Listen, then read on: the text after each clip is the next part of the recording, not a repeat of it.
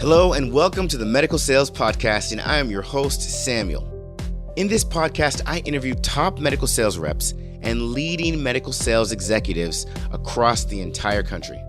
And it doesn't matter what medical sales industry, from medical device to pharmaceutical to genetic testing to diagnostic lab, you name it. You will learn how to either break into the industry, be a top 5% performer within your role in sales, or climb the corporate ladder. Welcome to the Medical Sales Podcast. Hello and welcome to the Medical Sales Podcast. I am overjoyed today to bring you a very special guest that goes by the name of Shirley Taylor. She is a sales specialist in mammography for GE Healthcare, and she has had one heck of a career, 28 years in the business, so she has just short of seen it all. But I'm not going to spoil it. I'm going to save it all for the episode. This is going to be a 2-part episode, and today you're about to listen to part 1. So, without further ado, I really hope you enjoy this episode, and thank you for listening to the Medical Sales Podcast. Hey, Shirley, how are you today? I am well. How are you? I'm fantastic. No complaints. So why don't you tell the audience who you are and what you do? Sure. I'm Shirley Taylor. I am a professional. I call myself professional medical sales professional. I'm also someone who I feel is I public speak. I'm a strategist. I kind of put all those pieces on it. And then when I say that, it's because my life has evolved professionally from in the medical sales arena, but really started off just really thinking about what I wanted to do. And what I want to do is to do some type of sales, be around people. I thought I really wanted to do banking. I have a business degree background. And so I interned with banking all my college years. And then when I came out of college, it was like, well, you know what? You can sell. It's a great world of selling. And I said, sell what? So I actually got in with the Eastman Kodak company, started selling copiers Wait, in New York City. Wait, you're giving us all the history. What's your current title today? My current title today is Region Modality Leader, Sales Specialist for breast imaging. I focus on that Okay, in the New York City region with GE Healthcare. got it. So a lot of people have no idea what that is. Can you give us just a little light on what that title Sure. means? What do you do in that space? Right. So what I do in that space is I am part of the support team on the commercial sales side for a region. We have regions within GE. I live in New York. I support the New York City region. I'm responsible for not only the sales of breast imaging products, which are what women and what people know as digital mammography products, to spaces of imaging centers, to hospitals. I partner with the imaging account manager, which is the total sales rep that covers the all product line, and I'm the specialist just for breast imaging. So that's my niche. That's what I go in. I do from consultative sales to go ahead and do site visits with the customer. I speak. My primary audience are radiologists, as well as imaging radiology administrators that I go in.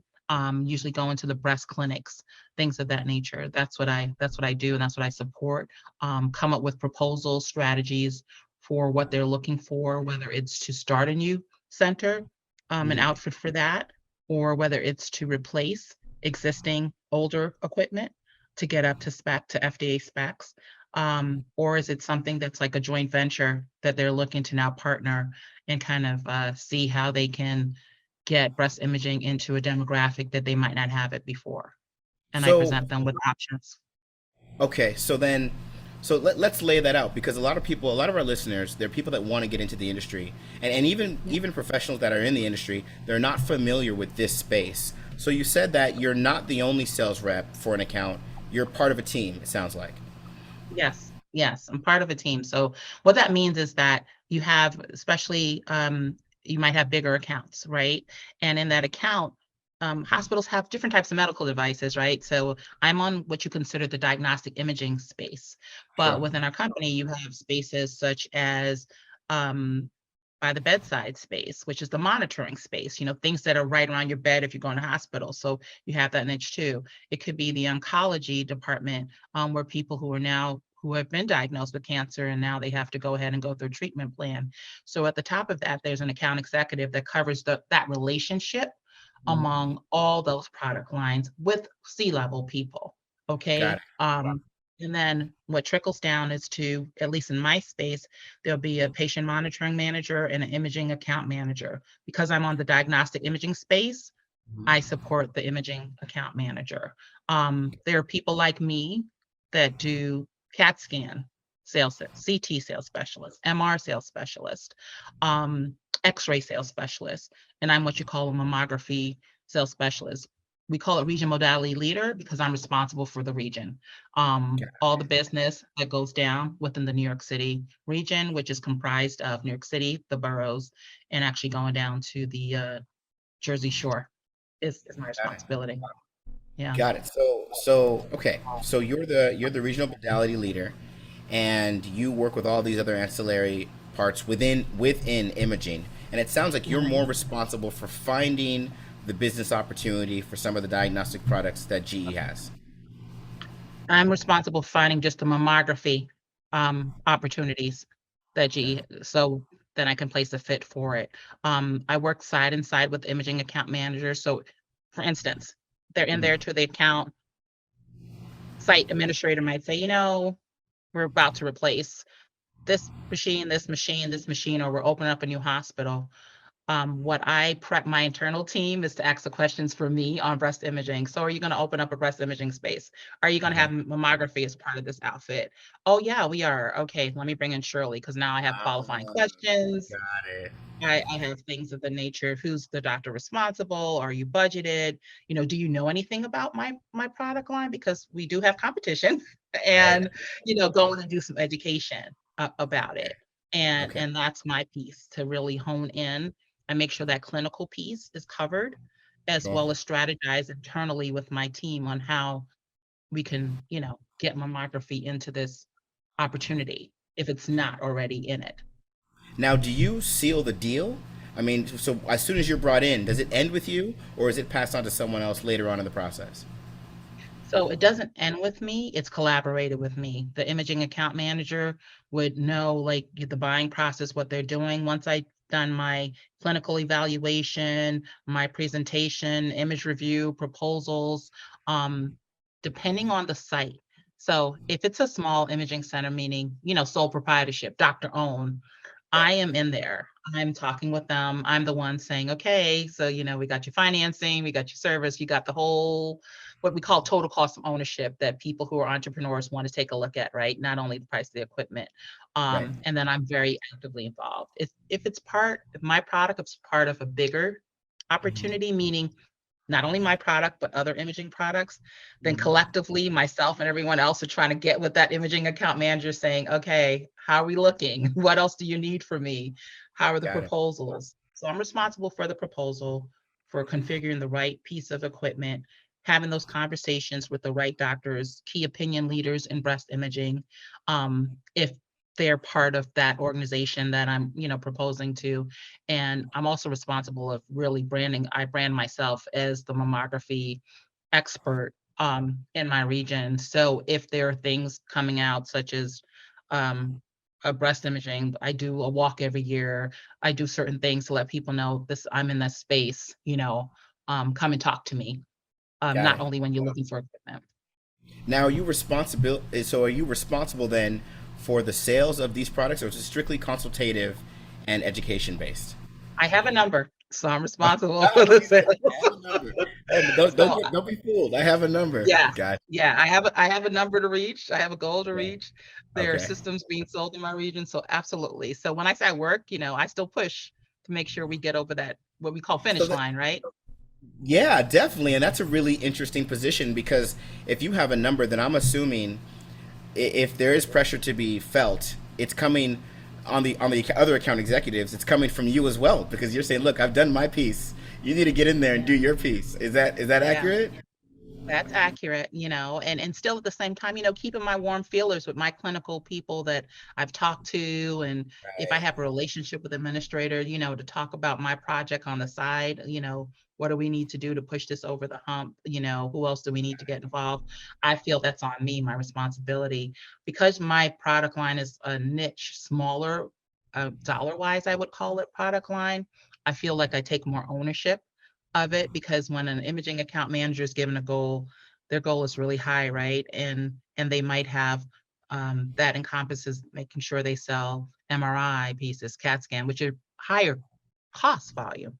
But Sure. everyone knows that for breast imaging, the women, 75% of women make the healthcare decision. Mhm. So we need to make sure that we are always taking care of the women in a hospital, in a healthcare setting.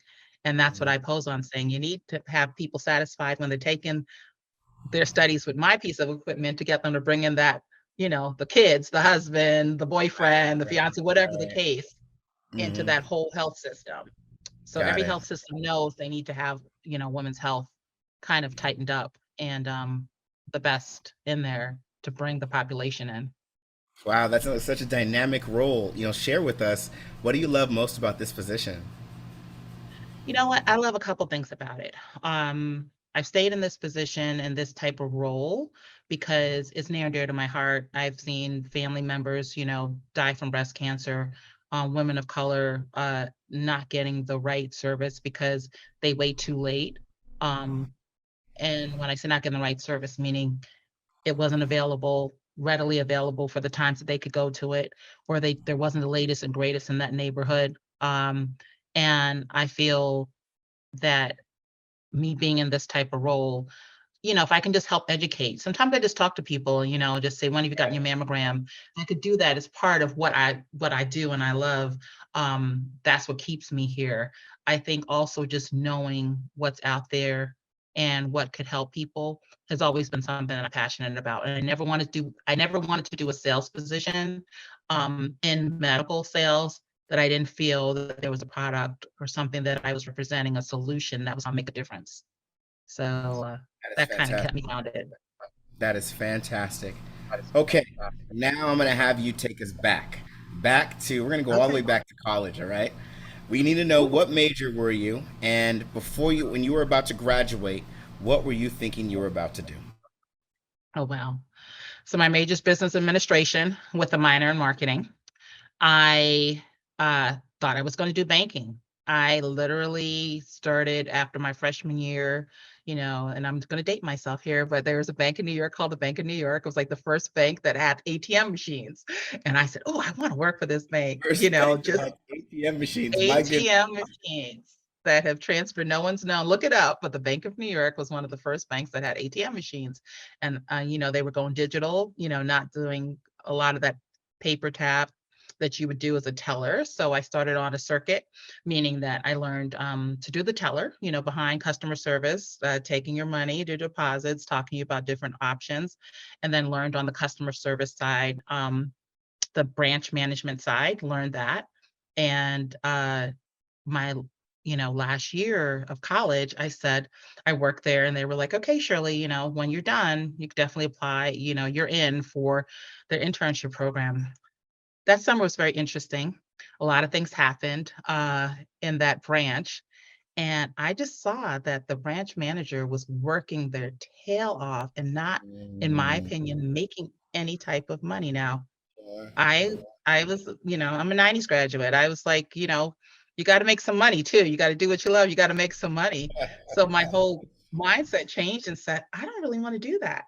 I want to get into the financial piece. I thought maybe commercial banking. So, and looking into the financial piece. So I then interviewed with different finance outfits to say, what I want to do. And that still wasn't a fit for me. And I actually had a cousin who graduated a year before me, and he's economics major and from Ivy League school, and always did well. And then he's telling me, I'm selling copiers for Kodak. And I'm like, what? I thought you were like going to be like at the Morgan Stanley, like you're economics, Ivy League grad.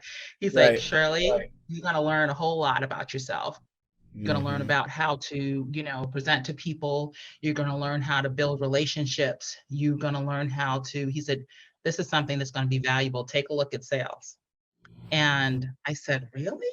And he goes, yeah. I go, well, I do like to talk to people, but what do you mean, Right. sales? And, being very green, I said, well, he said, I'm working for Kodak. they're interviewing a lot of people. Come on over. You're going to get a lot of training. They train you for like 16 weeks. You're going to just learn so much. It's like a program that you get outside of college and you get paid for it. And so I started taking a look. Kodak had acquired IBM, a copier line. And I said, copiers, okay. And I went, interviewed with the regional manager at that time and, just told him some of my goals, what I was going towards. And now I'm Right. here. Right. And he was like, I think you're going to like this. I think, try it out. And I started training. Wow. So you weren't even entertaining a sales role at all. You just No. said why not? Because your friend talked you into it. Yeah. And because my cousin talked me into it. And also because I felt I'm with a good company. Kodak was a recognized company at that time. They had different divisions. If it's something that I didn't like there, I'm sure there's other opportunities, Right. Right. within. Right. So I was Right. kind of thought that way. Yeah. Wow. So Okay. So you're at Kodak. When did medical sales come into the picture? Because after Kodak, did you go right into medical sales after Kodak, or did you explore something yes. else?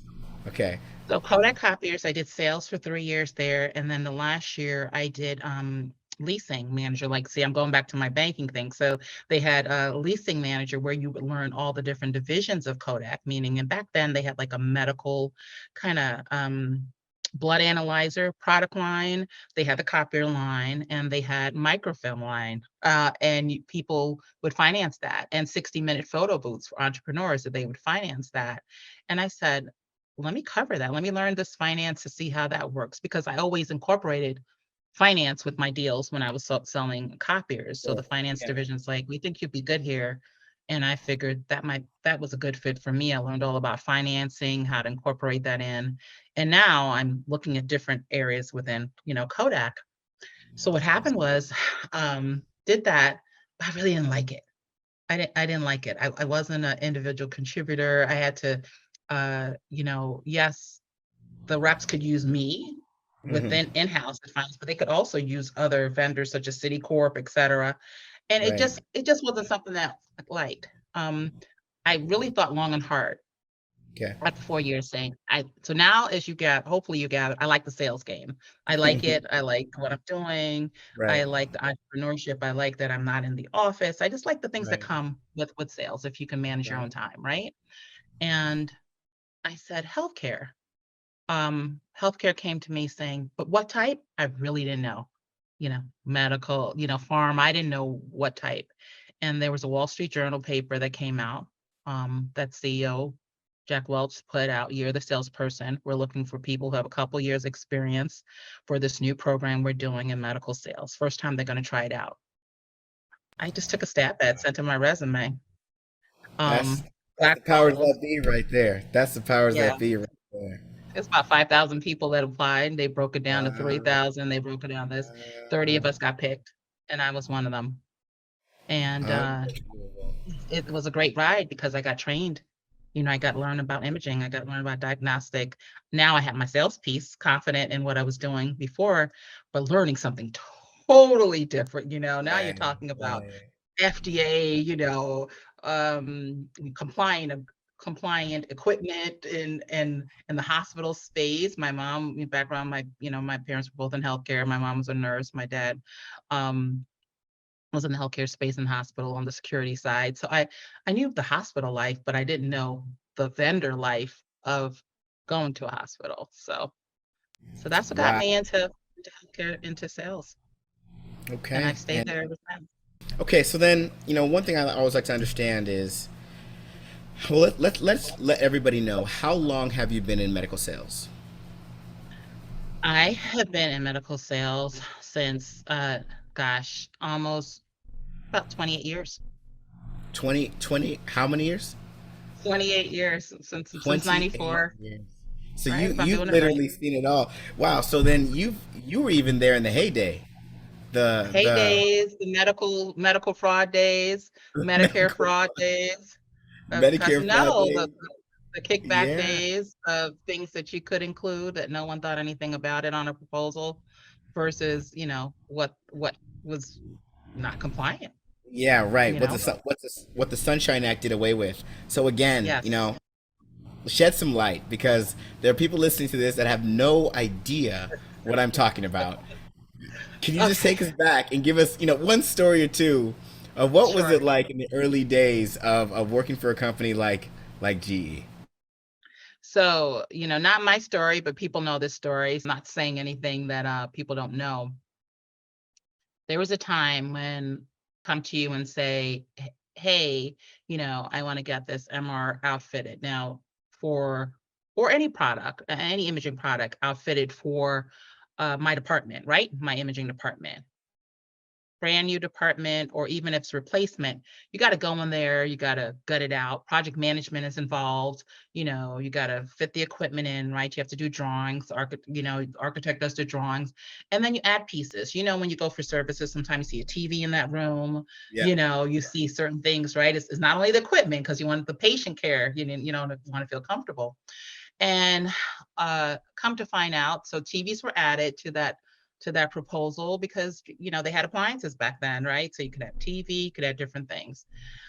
Come to find out, that person um, in the hospital, and I guess the rep, they literally outfitted not only the hospital but his new home with product line, because there was a line that you could put. I Now, I might be wrong on this, Samuel. I think it was called like non-inventory line, whereas Okay. kind of like a slush fund, they called it. So Okay. customer could buy a piece of equipment, but then you needed maybe $50,000 worth of ancillary items that aren't equipment but belong to that room. You didn't have to justify what it was. You didn't have to put it exactly, one TV, one this. You didn't have to put that. You put it in a slush fund. It got approved, and people use that slush fund to do things, and to buy things that no longer you can never do anymore. You have to record and report, and make sure that you are not doing anything to induce a sale. Um, but it wasn't looked at like that, Right, back right. then when I got into, until you really peel back the onion and said, yeah, you know what, Yeah. you are doing something there. What, So okay, so that's a good point, and I love that you said that because when it was happening, people weren't looking around saying, "Oh my gosh, what are we doing?" They were just doing what they thought was customary. What was the mhm. perspective back then with things like that? So, you had training and you had classes to be told, if a customer wanted something like that in the project, you'd have to be specific on what that was. The thing was, there was no guidance on timeline, how much could be put in that type of fund. It was very loose. The terms are very loose. So people, Sure. I think, got creative. Right. Real creative. Creative in the aspect where uh it kind of maybe got you in trouble, because you know as well as I do, if anyone ever comes back and says, well, did Shirley force you to buy this equipment? Did she entice you with Right. certain things like tickets or things of that Right. nature? I mean, and you wouldn't think of it. You would send a customer some flowers, a basket, happy birthday, this and that. I mean, to the point of, I think Medtronic was the company that got their wrist slapped the most, why the Sunshine Act, excuse me, came out, um, Hmm. because it was just doing too many things for the doctors, Gotcha. that really weren't part of the sale. Right. Yeah. That really weren't part of the sale. Wow. Yeah. So you saw when that was happening, and then you experienced when the Sunshine Act hit, and of course afterwards. How did that impact the way your relationships were, and how did that impact the way you specifically conducted your business? Yeah. For me personally, it didn't impact my business at all. I Okay. always believed you have to keep a fine line between um, your relationship with customers. And I have customers who we consider each other friends through the years, no matter what company I've been at, Yeah. we do consider ourselves friends, but we also know there's some fine lines that could be looked at if I'm buying you lunch, or, you're going out. So we go out, but we just pay for ourselves. You know what I Yeah. mean? Yeah. Smart I about never it. got it. And if it was something that you did, then you make sure you just have the approval, and you dot your I's and cross your T's. There's nothing wrong with entertaining customers Yeah. for business conversations. So I want to make that clear. It's not like, oh, that came out and that, but now you had to record, you had Right. to report, you had to write. There were certain states like Massachusetts, you couldn't do it with any of the Right. doctors there. That was just the way it was. So you just have to know that. And if I always would say, anyone new coming, if you're unsure, then ask. Right. Don't This is not a space I think that you say, oh, I ask for forgiveness later, because it can come knocking on your door. There are people who have, you know, had to face a criminal and legal consequences for Or something that they thought, oh, what's the big deal? But right. so for me, I kind of always kept professional. I like to make sure I do lunches. It was just certain things I do. I'm not doing a late night dinner unless it's a conference. There's just certain things so you won't catch yourself if the doctor's bringing their significant other now. Now they're Oh, nowhere in the medical mm, space, and how am I right. going to report Right. that? You know. Yeah. No, it's real. It's Certain real. things. Yeah, the level Yeah. of accountability now is unmatched. I mean, Yeah. and now in this digital world, it's almost like you can't do anything without it coming back in some way, shape, or form. So No. tread carefully, and I think every company has realized that, and the medical sales space is operating under that new way. So yeah, Yeah. Absolutely. They have whole teams of people waiting to ask you questions if they see something that could yeah, be deemed as suspicious for them, because it's big dollar. It right, comes up to be a big dollar amount for any right, big company. And then you yeah. personally, it's a lot of stress. Why stress yourself for all that? You got other things to do. So, yeah. No, that's fascinating. I want to take things in a slightly different direction, and this is something that's important to me. Underrepresented groups in the medical sales space, I think, have more opportunities now than they ever had before. But that's me seeing what I've seen in my limited time. For someone that's been in the industry for 28 years, I mean, you've seen quite a bit, right? Rodney King to George Floyd, and everything in between. Talk to us a little bit about what that journey's been like from watching it, right? I mean, Right. maybe it's not necessarily your experience, and if there is something, please share. But what that journey's been like, and what you've seen from when you started to what it is today. Yeah. So I've seen a couple things. I've been in the space where we all know each other, meaning people of color would know people of color because there Right, was only one person in that room. And everyone would know who you were. Uh, Forget about myself being a woman, because the medical industry is highly male dominated, and it had been for a very long time. So sure, when you saw a woman in there, it was one thing, right? And then it's like, okay, I'm in there with the boys, and right, that's what I call them. I call them the boys. And then you have now people of color trying to get in, and it's still only a few of us, and we're companies who, you have regions like I'm in New York City. um, Customers look like me, mm-hmm. and but the representation sometimes back in the day wasn't reflective of that. Sure, yeah, And there was no, diversity and inclusion back in my day. It wasn't, talked about. It was just people hired people who looked like them. And the only way you got in was if someone, like the way I got in, through just, interviewing and being part of a big kind of new initiative, I would call it. Uh, and also then making sure that people who were trying to come in had a way to get in and feel comfortable. I right, think the medical space is a big space where you had a lot of people of color come in, and some people just felt so uncomfortable.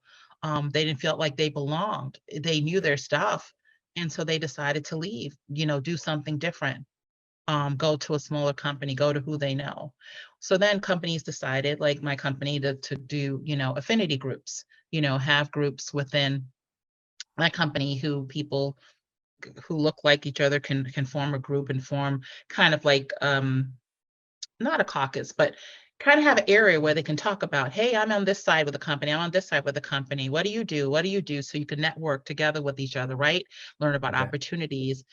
mm, Um, and I think that was very important to do before diversity inclusion, because you had to have people that feel comfortable with each other and talk to each other. And then, oh, pull someone back, pull someone in. So I believe mm, in that, pulling someone in. right, So I've seen it in some companies become better, Sam, in some companies it hasn't. because then there's a ceiling. At a certain point, you might have certain, you see reps here, you see reps here, and then, but when you look up and you don't see on the top management, you see no one that looks like you, that's a problem. We have more than qualified people. So I think companies needed to take an assertive act. I can tell you now that my company, there's an there's a mandate that, if there's an open opportunity, you need to have representation of your candidates of what the world looks like, you Sure. know?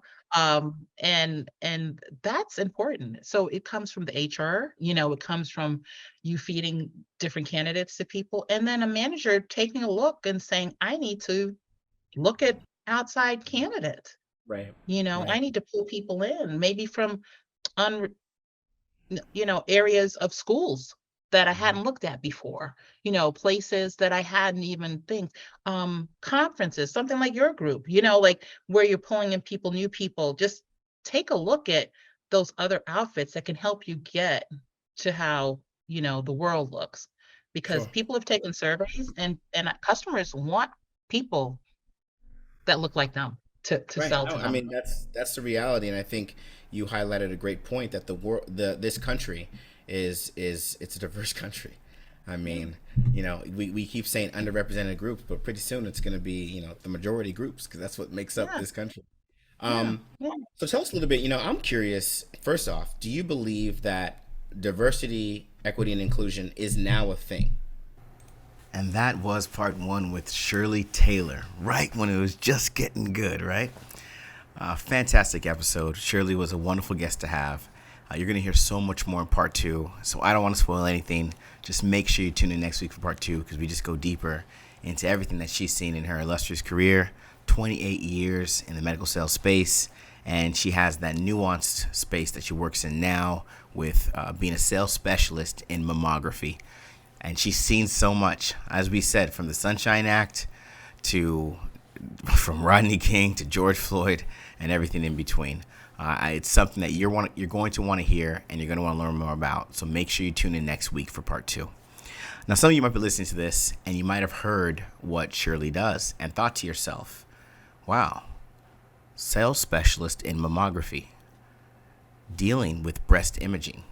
I'm passionate around that. I'm connected to that for some reason. I want to know how to get into that space. Well, we have the answers. Make sure you visit evolveyoursuccess.com, select Attain Medical Sales Role, submit an application, and have a conversation around how you can become a sales specialist and potentially work in breast imaging one day.